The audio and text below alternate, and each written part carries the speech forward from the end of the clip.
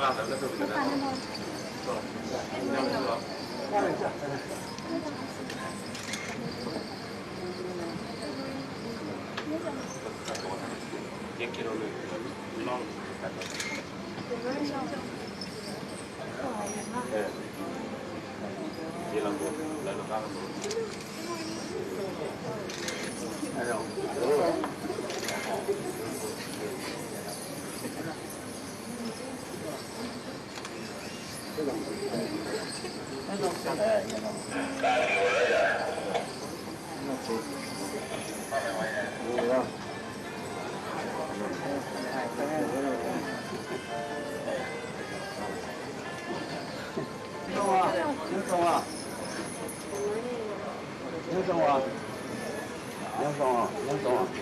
sẽ nói lúa giờ lúa nhỏ cái tua phát cái tua thâu và bây giờ cái tiền mong cầu lên tua thì phát cái tua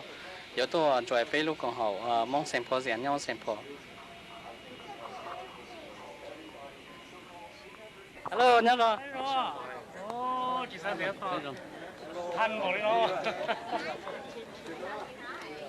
nó hay rồi nhớ rồi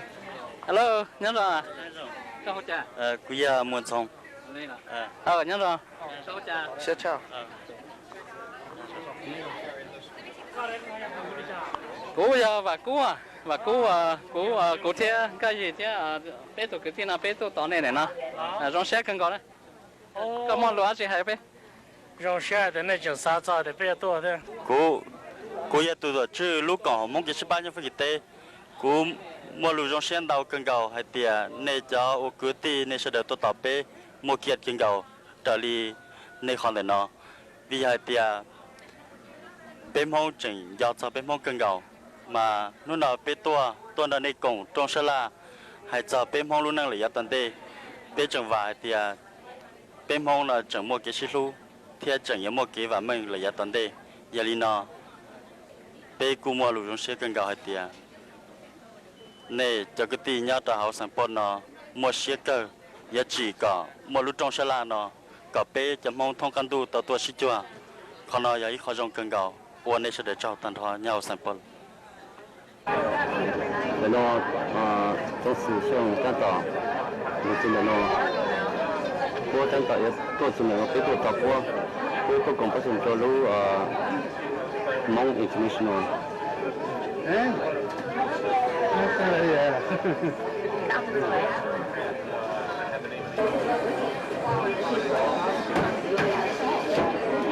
如果他搞路车孔，如果他孔，可能有个给做孔数。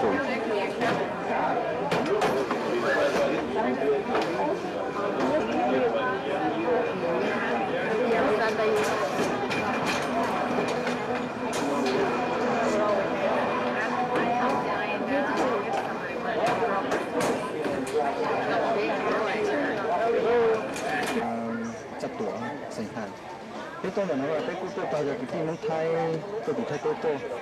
rồi tôi còn cái sáng nay nhá tôi của cái nhân trong thành phố mình số 8 cái số còn tôi kẻ trong đó khi bây giờ trong số sinh hoạt nhá mà sẽ phải phù hợp cho sau cái tôi này nó mới tôi tạo cho cái phim thì tôi cái chủ thay tôi rồi tôi cũng trong sáng nay chỉ cứ mong mình nhá cho bố sẽ cho những gì mình có cho tiếp tục cho nó. Dạ, cái hồi nhà dân cử này, nhà anh ở bây giờ chỉ được thôi, trong bên Mahawan, âm thầm nó sổ cho là cả tuổi này. trong sát cái nào có tôi nói giờ cho bố số là lúc mà họ muốn nói chơi có tôi là bây giờ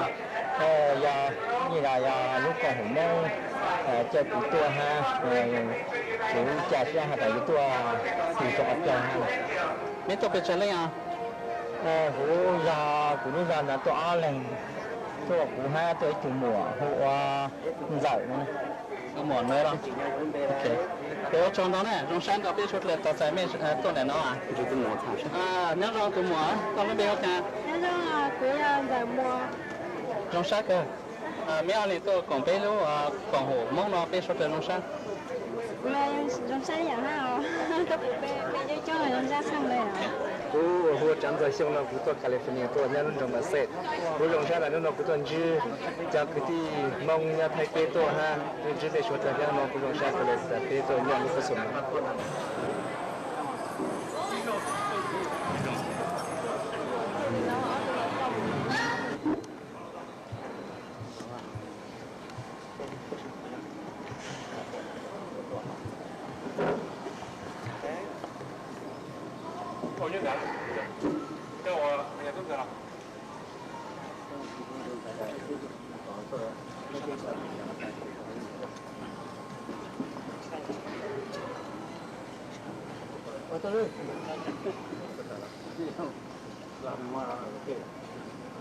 Cho nên xin kính cha sẽ là nói cho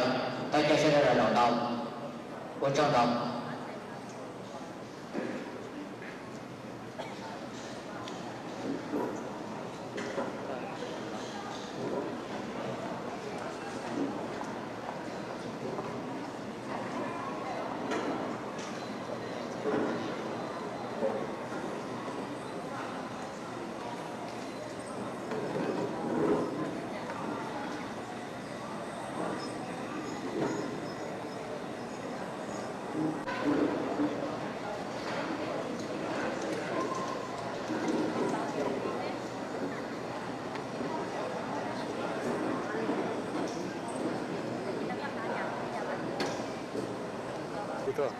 Trung Quốc này. Trung Quốc à? Tôi số tết tôi lại giờ. Dạ.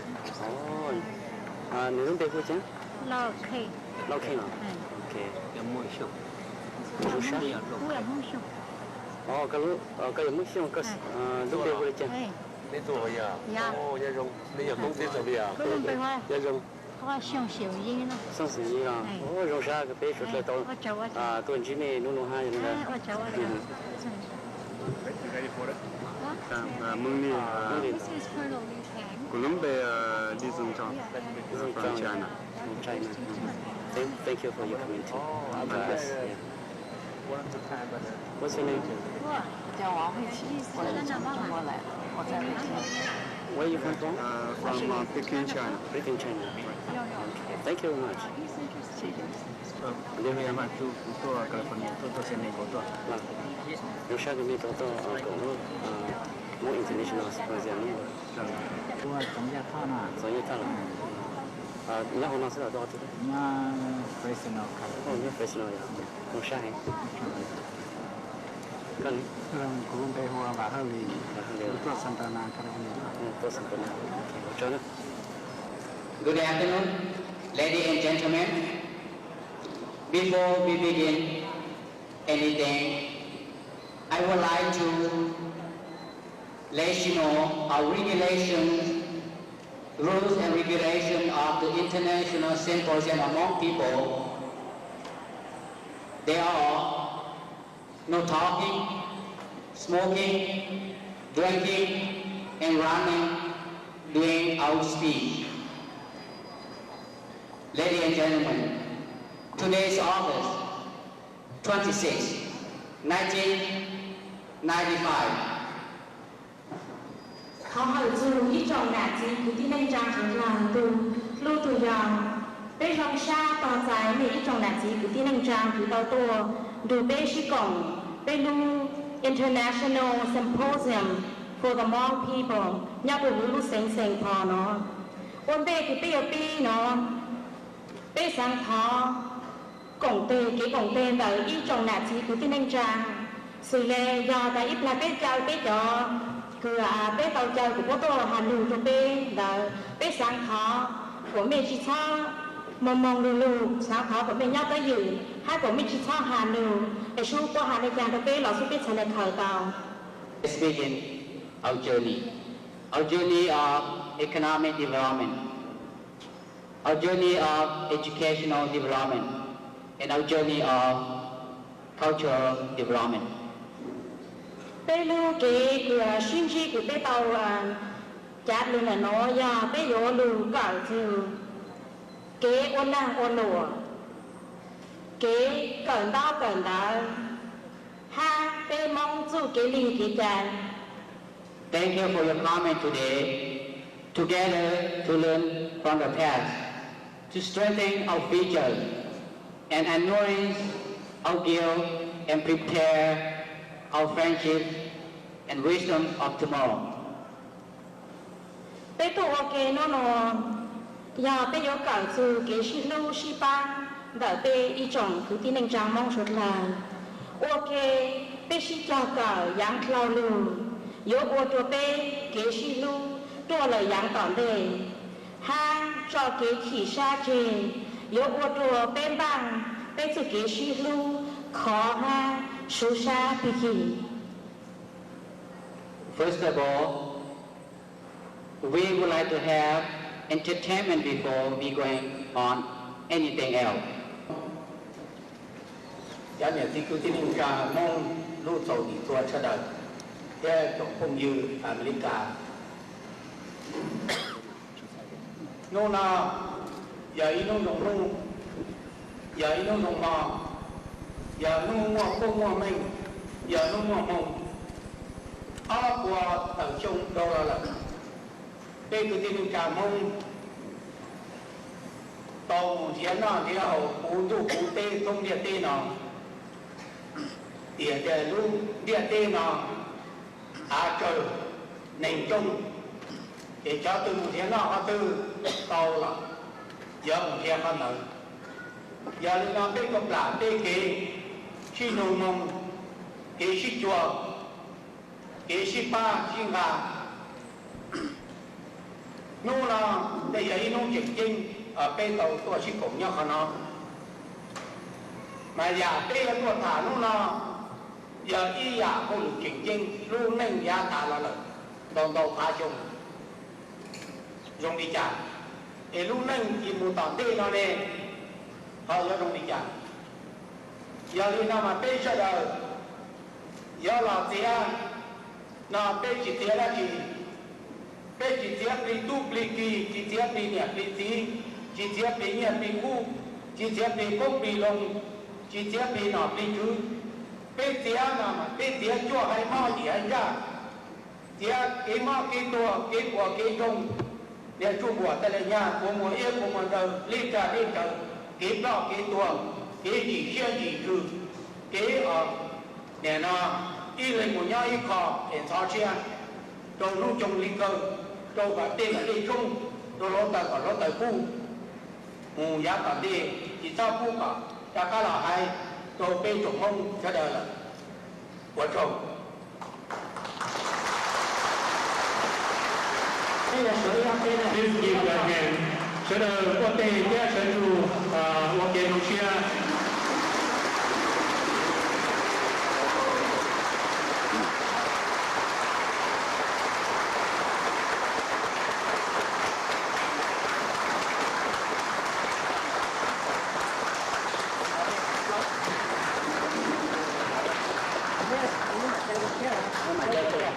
Conclusion, I wish that all of you contribute your talent, energy, and experience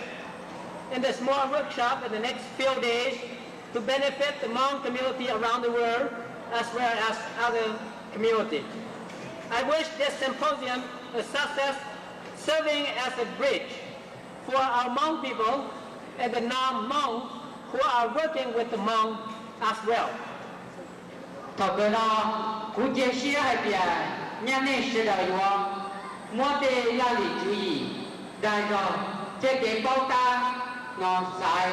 cho là sử dụng nhớ hậu cho trong xe là mẹ ở bên hông tận đề nó có chỉ chia cho bên mông nhớ cả tu cư luôn năng giá tận đề nó cú chia sẻ trong hai bia lúc trong xe là nó yo hoàn tàu y tù cho dòng cờ gọi cho bên trọng mong thế lử cho năng của chiều mong cho bên tàu tàu lấy ở đây nó 我希望在以后的小组讨论中，大家贡献你们的智慧、你们的力量、你们的经验，这样对苗族社区会有极大的帮助。我希望国际苗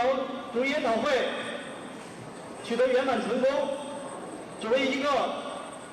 服务于苗族和那些非苗族但是和我们一同工作的人，作为一个非常好的桥梁。A safe, healthy,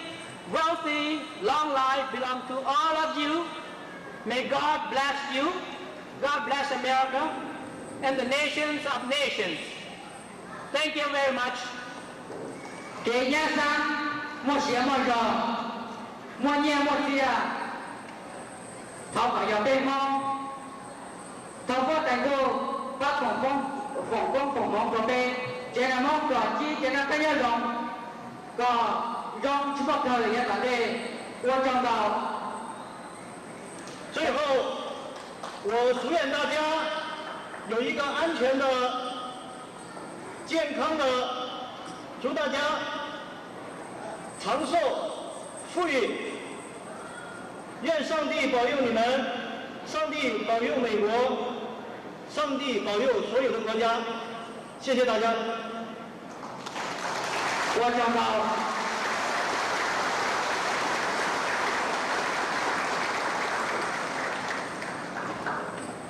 Good afternoon and welcome to my neighborhood and to my state. In fact, I live just a half a mile from this location. Welcome.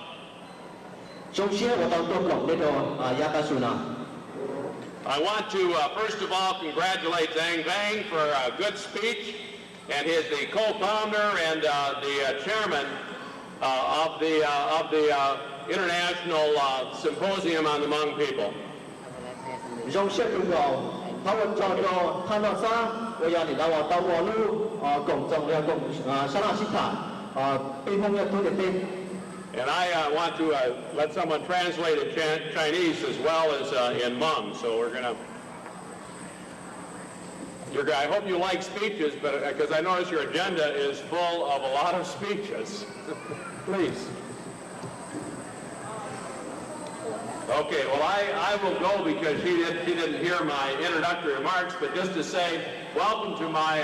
home. As I said, I live just a half mile from this area. Can you understand me? That's not in the written text.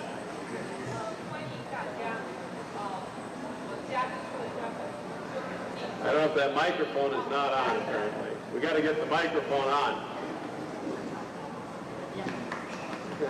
欢迎大家。我的家住的就在这样很近的地方，所以我也要说一声欢迎你们到我的家来。And this arena, which has been here for about 30 years, is a hockey arena. And usually when I'm here and they're calling out Bruce Bento, it's not to give a speech, but to score a goal. 係特別進入到啦，但係有啲噴槍然後我其實都是嘛，香港攞啲護然後話 Bruce Bento 都俾你用槍嗰啲係的。这个运动场呢，其实是我每次以前到这边来呢，都是打冰球。那么呢，今天从来没有在这做，一般的情况下不是到了这来做讲演，今天是个例外了。So welcome to Minnesota. Minnesota hockey is one of our good sports. In Minnesota, we say, of course, all the children in Minnesota are above average. 用少年啦，就係講呢出嚟多咗好情況，然後話逼佢哋情況邊啲人打 hockey 邊個嚟？欢迎你们到明州来，明州的冰球很棒。Again, I want to, of course, especially represent Zhang Bangs, the co-founder and the chairman of this International Symposium on the Hmong People, and the good speech that he gave this afternoon. 用些我哋看放沙到我哋共眾嘅共識下，共眾嘅啲呢，我哋用些佢個共邊啦。很感謝王沙先生對我的邀請，那麼到這邊來講演。He's doing a good job here, and he's doing a good job in Washington, working in the Hmong House. 老沙我好唔做中國一個電視啫，我都可能中國不會被總封出來。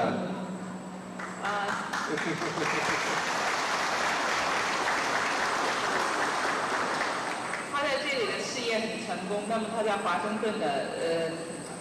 也是很成功的。It is good to see here too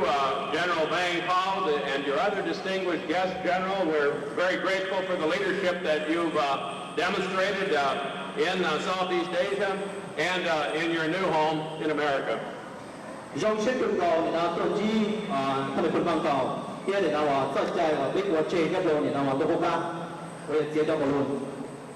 今天很荣幸能够和王炮将军一起，那么也很荣幸能和你们在一起互相交流。And we especially welcome all the many individuals from various nations. We see the flags here, but more important, your names from Canada, from Australia, from France, from Thailand, from China, from Vietnam, and from French Guiana. Bên đồng xia giải tỏa số lượng số thủ tục của nó, xử lý các tổ Canada, tổ Australia, Hoa Kỳ, Thái Tây, Súa, Nhật La, Kia, Việt Nam. 欢迎远道而来的朋友们，你们从加拿大、澳大利亚、法国、泰国、中华人民共和国、越南还有法国而来，那么我们衷心的欢迎。The topics that you will address at this symposium are essential. They deal with obviously your history and culture, where you've come from as Hmong people, your relationships within among the Hmong people of the world, the importance of education and scholarship, and of course the relationship to economic development, and of course the plans, the strategies that will help the Hmong people assimilate into the cultures and to develop common plans to use the strength of the Hmong people to be successful in the 21st century, today and tomorrow. To look forward, the Hmong people must look forward, and they will with this second symposium in St. Paul. Cái nước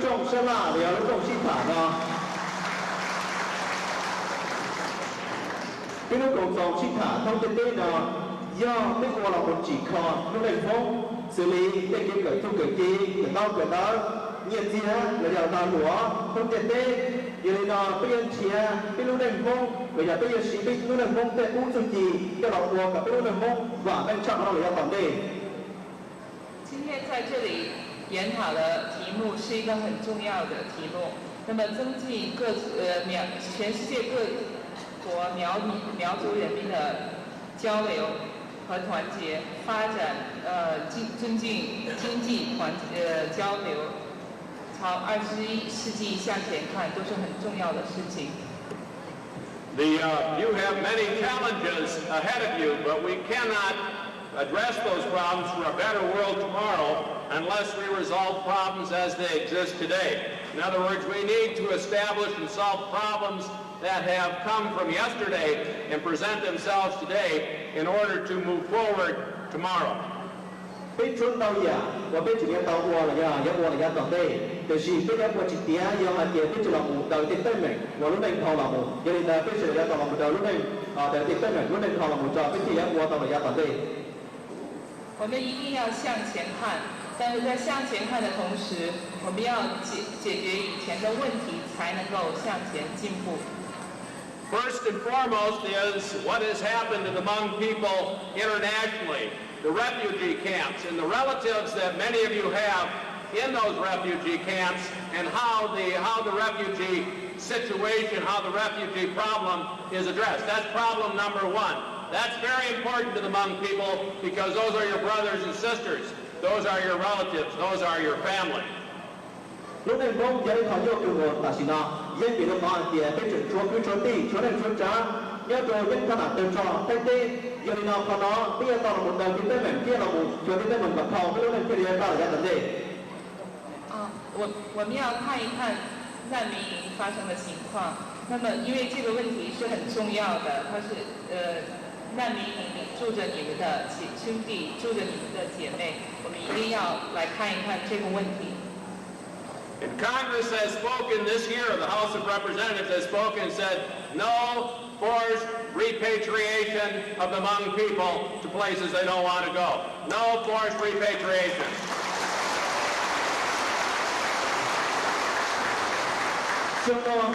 Cho nào dân chú là nhất là bị sa phản để quản lý nhà trường rồi, hoặc là dân chỉ phu sa bây giờ này nhau thay tê là dân thân à. 對在呢啲撒邊嘅特家務啲咁鬧啦。在众议员里，我们在讨论的是不能够强迫难民回到他的不愿意去的地方。And of course, what we need to do is offer opportunities for citizenship and for people to join and to move to an environment where they will be safe, where they'll be able to pursue their own ethnic beliefs, their own faith, their own political goals without fear of prosecution. Giờ thì nó cái chuyện kia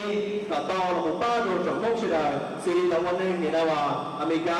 là do hai tiền một con tư và một điều gì thì do cho các một con tư là một điều gì chúng ta sẽ chỉ bằng cái đua là do tôi thích nào là còn đua nhớ thích nào điều gì là tao là an ninh cả.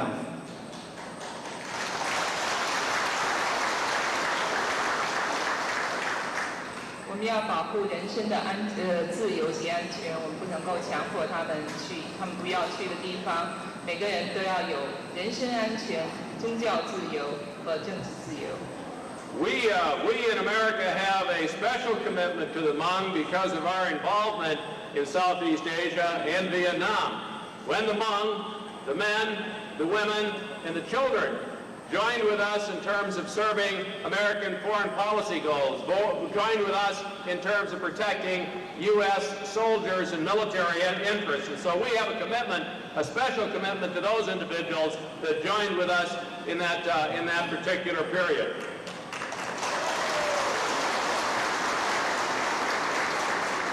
Cái bộ phận chùa cho nó trồng hông, dân vì đâu có ở địa, lúc chạy của trong một trò như là tôi không ta. Khi trồng hông sẽ đời chỉ hai con điểm chiến đây, tôi nói từ giàu số lần sơ tù. Tông một ba, cái con điểm cả, bây giờ là một ba CIA của trong một trò như là ở sau không ta, cho nên là cái con trong tiên tiêu chỉ nó, bây giờ ba trồng hông sẽ là một. 美国政府对盲要有天然的义务，因为盲人民为我们流血牺牲，为美国的外交政策做出了牺牲。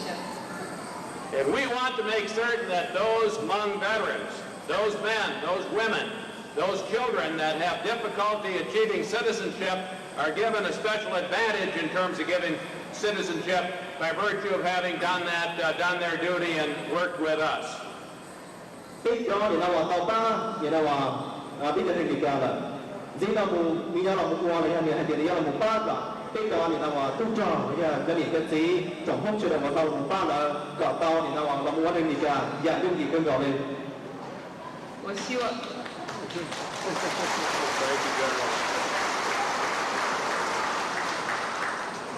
我们应该尽早的使这些为我们做出过牺牲的人民享受到美国公民权。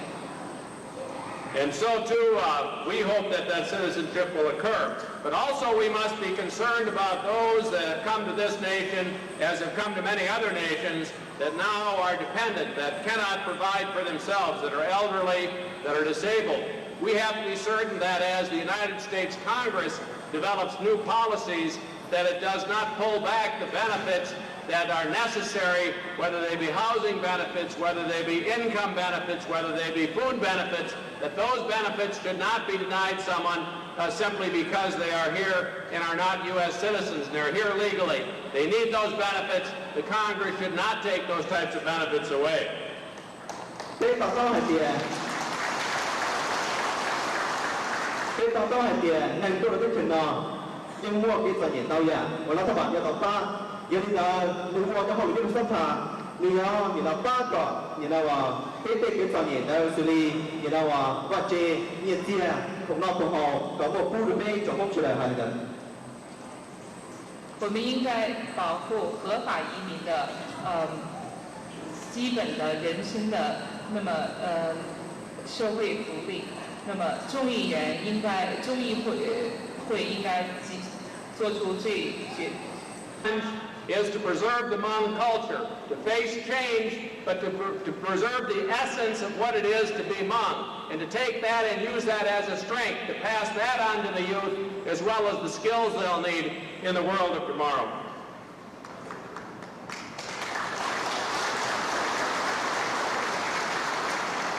Cái mà cái quy định chi là khởi lên tên thì nào chu kỳ khởi lên tên rồi cái lên tên chu kỳ đó là một ba chỉ còn nên nó lên phong搞中了亚短队。发扬你们优秀的传统，走向世界的明天。 So as we look forward, we need to look at the past, and we can learn from history, but we also must take those lessons and apply them to the future. I have confidence that this group that has suffered so much in being dispersed around the globe, will come together at symposiums like this, draw on one another's lessons that you can learn and apply, whether it's in America, whether it's in Australia, whether it's in China, and together you can preserve the culture and the essence of what it is to be Hmong from the standpoint of religion, from food, from music, from all the wonderful, rich aspects of the Hmong culture. 接下来呢，有一个非常嘅道路上著說話，我肯定土地嚟，肯定嘅市場叫你們，然後我講俾你哋公眾嚟一個地。交流經驗，吸取歷史的教訓，那麼世界的苗族的前途會更美好。 Welcome to Minnesota, and God bless you all. Thank you very much. 在早啲做嘅嘢啦，我哋食咗乜嘢喎？nó lòng xong là những gì cái tin năng trà sửa đời quân đi nó của thọ hở cho bé tù nhân nó này quân nó có khi thọ hở cho lúc cũng hậu tàu chờ của tôi đầu nhớ tới chờ nó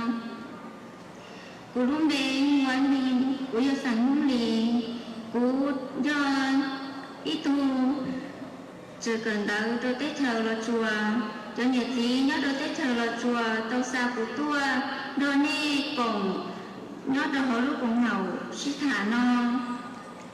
cú mua lùi trong sen đầu của tôi chỉ nhật gì cứ tin năng trà sửa đời nhớ tôi tới chờ nó sửa lăng sửa tù của lăng nó cá nhớ rồng thọ gì hơn đau và do sĩ hậu của chị mua của tôi của thế chỉ tông ba đất chỉ tôi hãy khép của đầu nè sửa đời tông nông của ba tông mẹ mẹ sư tôi hãy cho nè sửa đời hãy cho cái cần đó nhớ đâu tỷ bé tết chào là chùa như cũng mua trong lăng và cởi xia kia của là lửa xia đó là trở xuống kho tụ mình hòa nhớ đâu tết nhớ đâu tết kho chờ chúng mua chế cờ của lên đó kia đi qua đâu tết tụ mình hòa và chỉ tân đó như lên đó của kia đi thọ sẽ nè của ba tàu bé tiểu năng nhớ đâu tết chờ là chùa cỡ cho mình tụ mình hòa dân chế ý giả đi thì nó hay sơn đờ biết giống không lo nhớ được cái chờ là chùa kéo hoa lửa tê lo cung mua trong lăng của hoa lửa cho hậu chế không ngó chế cần đó đó là xuân đầu biết giống không nhớ được cái chờ là chùa như cô do uống liều tên đầu sư do vì lên đó biết giống không nhớ được cái chờ là chùa thế đi giờ nhẹ đua thì hai đứa nó hãy cho kế được bên trong hôm là cô rong nhà đi nhá thì nó thì bên nhau thì u là bên cô mua kế xí lu xí pa tú mua là cho tụ giờ nhẹ do vì lên đó của theo đi tuột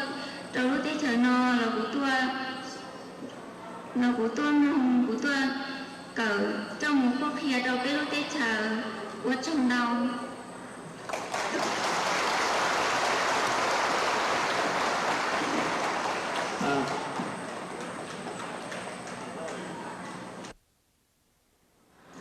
lúc đó giờ in nuôi rồng cho bên này này mong nhau phong ta tù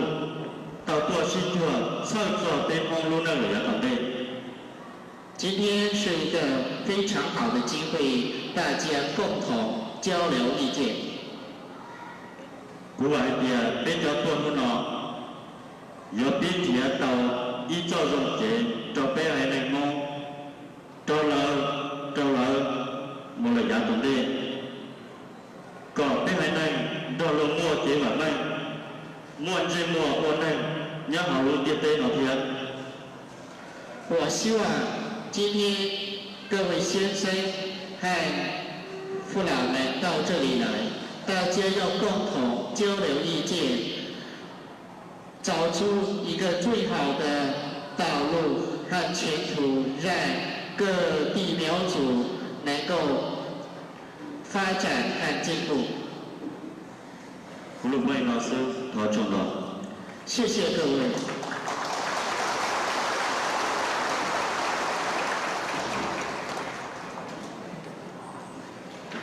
mong cái là tôi pha bên nào tôi nào để cô sáng cái cô được bên đây để gì nó là giờ tự truy mong tên chuyện này là lúc tên chuyện lúc chỗ để nhau chúng ta cái giờ lúc tên chuyện gia đình gia đình lúc nào bên tôi để nó bên kia cái gia đình từ đấy bên xưa sáng từ đấy để gì cũng是怎么的考试要那他的了gì mong giờ như hai này tao trò luôn hai này chỉ cho tiếp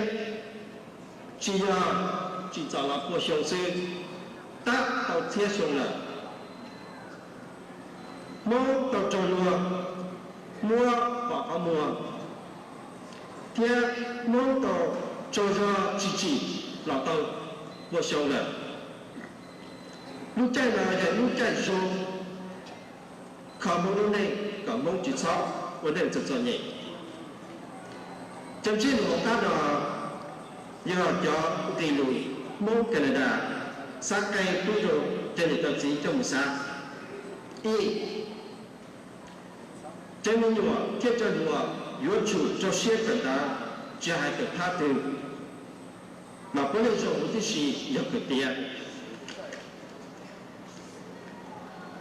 cho nhua thời gian thì nó cho nhua yếu chủ cho xe cần science technology cái ô kỹ thuật cứ khoa học mùa thiết khoa của nhà cho cái phương diện nó yếu là tổ bên mô cho cái doanh nghiệp chỉ hay nhau cái chuyện nó là đồng độ của ta你只有去把你这贴草路在上做叫mình用更大多了才有主流把这些的来一样kỳ bê chỉ kế là lụa không tích trả tận đầu gì chỉ hay là lụa đã chỉ đó là tiếp thì là lụa nên là phát triển cái điều gì của nên dùng cái gì tiếp đó nhìn nó mong nhau muốn tu lợi bên của chủ là kho là một mục tề sĩ bảo là lụa và nhìn nó y lệ kia chú tao y lệ tề thì mong nên thì nó sẽ tạo thiên bản nên tạo cái này cho số nhà cái chuyện nào theo định cái chuyện thì đó ok chi vấn đề cái dục kho là dục bao kho mong nên nhìn nó bây giờ chụp bao giờ mong nên giờ ta lo vấn đề bây giờ bao tiền mong nên có thể vô vấn đề gì chả bây giờ chụp bao giờ mong nên ta xin nó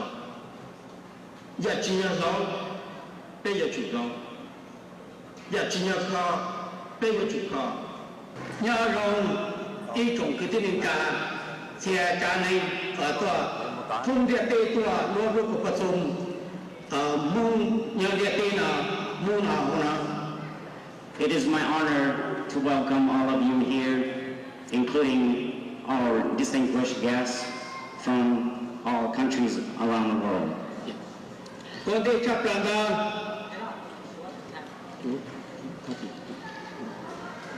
Các vị苗族同胞们，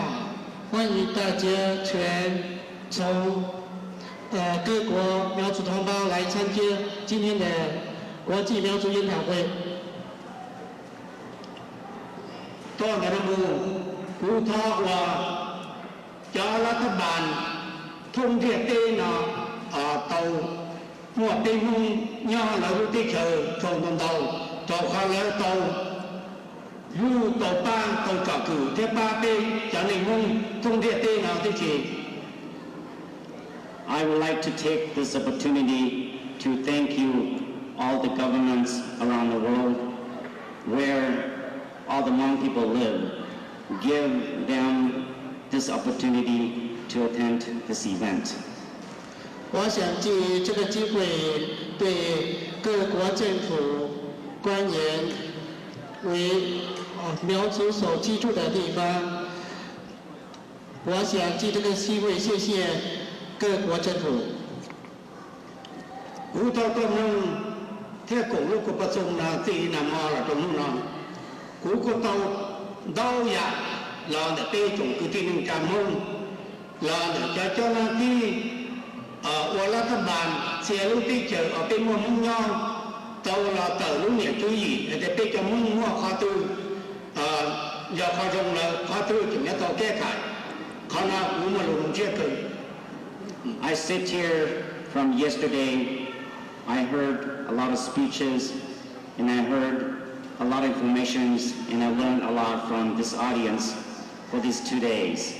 And I thank you very much for the government around the world who give the Hmong people opportunities to be among.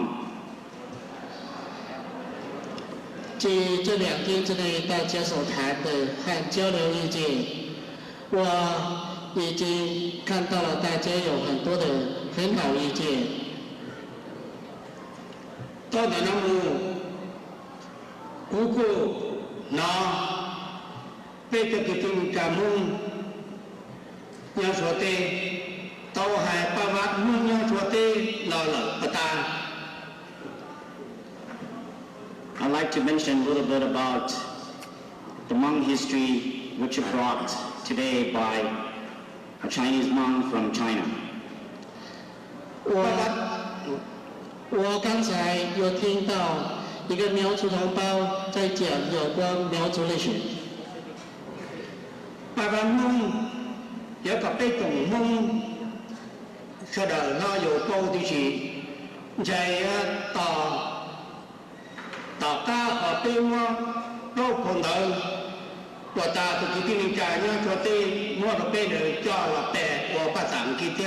把咱们都是嘛，这个要还到的，你要老李家的去把中路了。I wanted to tell you and to tell everybody in this audience that before we can tell you better, we need those books, 4 books which given to us this morning to translate it into English language, and we can study from there. 刚才这位苗族同胞所捐给我的这些书，将要翻译成英语，然后我们就从这些书里面去了解5000年来的苗族生活。他不把梦弄了了，他用各个要他不那不好，不说不的，咱弄么不那么多，对呢，只么就搞到梦也要他第一个。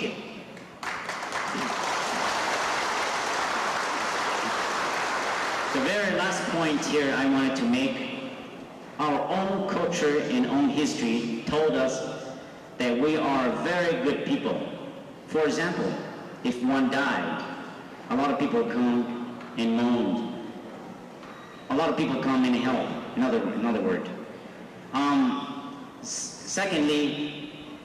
if you are poor, they come to your door, you give me help, you give me food. And that's very nice between Hmong people. 这最后想强调的，我们有一个比较好的特点，这一个特点就是我们在丧葬和婚姻方面非常的团结和帮助。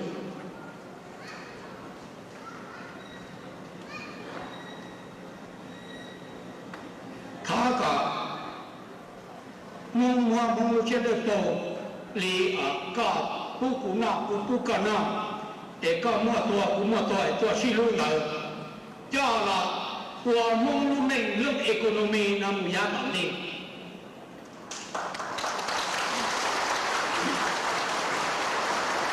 I want to say one thing to you, please use our good heart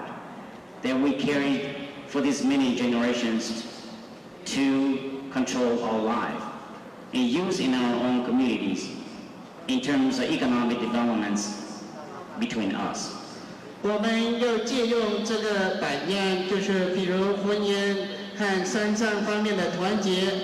去做各方面的团结。他大家กรรมการ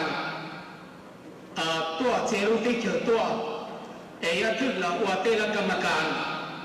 ยาละให้กับโลกข้อล่อเปตัวผสมนาอย่าเรื่องเป็นเจ้าอย่าเรื่องอีโคโนมีอย่าเรื่องเอลิกาชงเราอย่าเรื่องคอมมิวนิเคชันเราบังเต็กับมุงนั่นเดียเต้นก่อนนี้เทียแผ่นเทียลูกจุยจะอวดจะน่าเราตัวชอบก็ตัวเราเต็กับมุงนั่นเดียเต้นก็เชื่อเลยที่ตัวเต็ก็ลงกุลีก็นี่ซื้อเชื่อเลยที่มันลงในกลุ่มยากันเอง Lastly, I encourage you that please all the representatives from different countries gathering here today get together and discuss a strategy of planning to promote economic, cultural, trade, and education for our Hmong people around the world. 好，最后呢，我想鼓励各位苗族代表人从各国来的，大家要深刻的去研究在这方面的教育、经济、贸易和教育方面的去发展和寻找最好的苗族生活。好，我中的กรรมการเทียป้าเทียเปิดเทียลูกของหกจะไปจงมุ่งเท่าเดิมมัวกิจกลุ่มเชียเราจัดกับมัวลูกแอนเตอร์เนชั่นแนลสิบปรนวันมุ่งนู่นนองหัวในเฉลิมชนกันเรากูว่าแม่เดียจะกรรมการตัวเทียลูกที่เฉยตัวอะไรเนี่ยโต๊ะกรรมการประธานกูให้เลยแต่นี้เราวิจัยเราคุ้มขั้วศึกษาก็แผ่นเนาะแต่กี่ในกี่เดี๋ยวเต่าเราว่าอีลูยิ่งมุ่งโตได้จะมุ่งหลานชัวลูโกเดอก็ความหมายเป็นต้องการเจ้าเราเป็นจงมุ่งเฉลิมชี I wanted to thank you, the committee here, who organized this event, and I want to thank you, individuals, and all of us who helped this event. And I want to thank you, all the representatives from all over the world who came here today. We must form their committees and planning strategy committees for our future. 我想在这最后借这个机会，谢谢苗族国际苗族研讨会的委员会，谢谢你们的努力和主持了这个伟大的会议。我想你们在这几天之内创造和想出了最好的方法规律，我们要怎么样去依这个规律去实行自己的生活和未来的前途。Thank you. God bless America. Thank you. 谢谢各位。 God bless America. 谢谢各位。